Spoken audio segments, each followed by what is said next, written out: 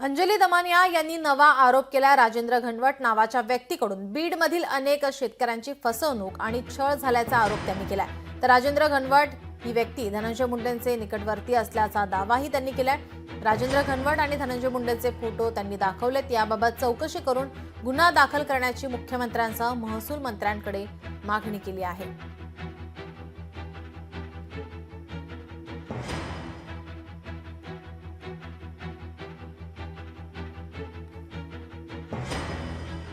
अंजली दमानिया यांची पत्रकार परिषद झाली। या पत्रकार परिषदेतून त्यांनी नवा आरोप केलेला आहे।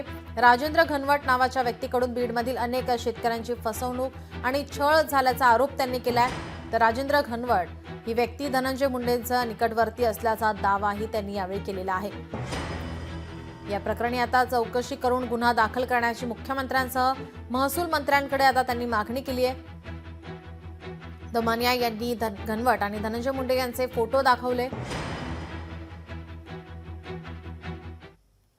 व्यंकटेश्वरा इंडस्ट्रियल सर्व्हिसेस या कंपनीबद्दल म्हणजे जी फ्लाय ॲश महाजनकोकडनं घ्यायची आणि मोठ्या प्रमाणावर बाहेर विकायची, त्याच्यात दोनच डायरेक्टर आहेत। एक आहे राजश्री धनंजय मुंडे आणि दुसरे आहेत राजेंद्र घनवट, पोपटलाल घनवट।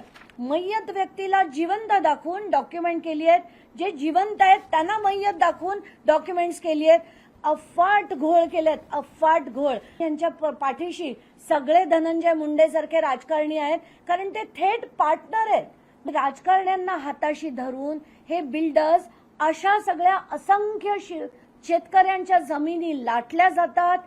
त्यांना कवडी मोलाची किंमत सुद्धा दिली जात नाही आणि जो त्यांच्या विरुद्ध लढतो त्या सगळ्यांवर गुन्हे, खोटे गुन्हे दाखल करून त्यांना जेरीला आणलं जातं। मला वाटतं देवेंद्र फडणवीस यांच्या डोक्यात प्रकाश पडेल की आपण ज्याला पाठीशी घालतोय ते ना त्यांनी ऑफिस ऑफ प्रॉफिटची चौकशी केली आहे, ना त्यांनी मी काढलेल्या शेती घोटाळ्याची म्हणजे ऍग्रीकल्चर स्कॅमची त्यांनी चौकशी केली आहे। पण हे धनंजय मुंडे किती पोचलेले होते याची असंख्य उदाहरणं तुम्हाला मिळतील आणि या सगळ्या गोष्टीची चौकशी झालीच पाहिजे अशी मागणी मी पुन्हा एकदा त्यांच्याकडे करेन। मी बावनकुळेंना या सगळ्या लोकांना त्यांच्याकडे पाठवणार आहेत, ज्यांच्या सगळ्या जमिनीच्या व्यवहाराची पुन्हा चौकशी करून योग्य तो निर्णय घेतला गेला पाहिजे आणि अशा जे बिल्डर्स आहेत जे असे लाटण्याचा प्रयत्न करतात त्यांची राजकीय ताकद वापरून तर त्यांच्यावर कारवाई सक्त झाली पाहिजे अशी माझी मागणी आहे। एवढंच नाही तर धनंजय मुंडे आणि यांचा काय काय संबंध आहे, कसे कसे व्यवहार आहेत, आर्थिक व्यवहार किती आहेत, या सगळ्या गोष्टीची चौकशी झाली पाहिजे अशी देखील माझी मागणी आहे आणि ती लवकरात लवकर व्हावी असे मी आव्हान मुख्यमंत्री आणि वित्तमंत्री या दोघांना करते। एवढे हाल काढून या पोपट घनवटनी, या राज घनवटनी आम्हाला बिनकामाच्या कोर्टाच्या चक्रा मारायला लावल्या। ताई नको नको झाले सगळ्यांना। आम्हाला असं वाटतं मेलेलं बरं, ती जमीन नसलेली बरी।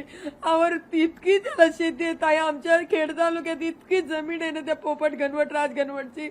आणि बरं का यांची बघा गंमत कशी आहे, पोपट मारुती घनवट याची इतकी मोठी टोळी आहे गुंडांची, किती टोळी आहे ना।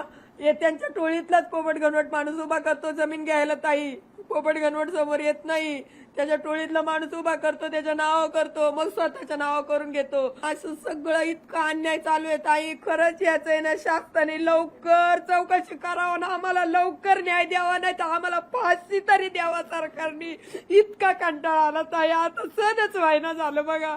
त्याला दादागिरी करून त्याच्याकडून सयांगत घेतलं, आम्हाला माहिती पण नाही। जेव्हा तो लाचच्या टेपला आम्हाला माहिती झालं का मग आम्हाला सांगितलं त्यांनी का मला असं असं केलं म्हणून करताना। त्याला मोर्च तर सांगायची आहे ना, समजाना त्याला काय सांगायचं। तो पण घाबरला आणि तो घाबरूनच मेला। आमचा मालक घाबरूनच मेला, तो मेलाच नसता, तो का मरण्यासारखा नव्हता। शिवाय त्याचे आई बाबा लहान असताना गेले। त्याच्यानंतर आता ह्यांनी अशी जर जमीन घेतली तर माझ्या लेकरांचं काय व्हायचं? मी नवरा तर गेला, त्याच्या पाठीमागे या जमिनीसाठी मी पण जाणार, काय करायचं?